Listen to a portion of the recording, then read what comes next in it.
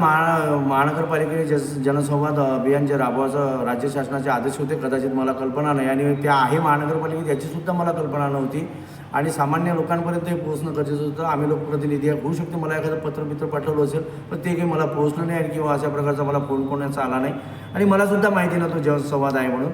परंतु एका सामान्य कार्यकर्त्याला माहिती होतं आणि तो त्या महानगरपालिकेत वारंवार जात होता म्हणून त्याला ते माहिती झालं. कदाचित त्या लोकांनी त्याला नोटीस देऊन बोलावलं म्हणून त्याला ते माहिती झालं, म्हणून तो तिथे गेला.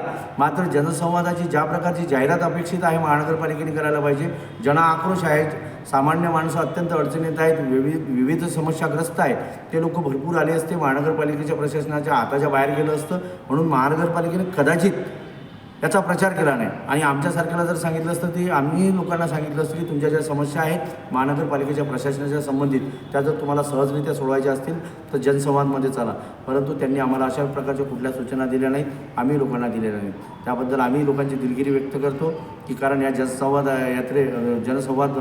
कार्यक्रमामध्ये सामान्य माणसांच्या ज्या छोट्या छोट्या महानगरपालिकेच्या अडचणी आहेत त्या सुटल्या नाहीत, सुटू शकल्या नाहीत आमच्याकडून सुद्धा, कारण त्याच्यासाठी की महानगरपालिकेच्या प्रशासनानं आम्हाला कळवलं नाही म्हणून.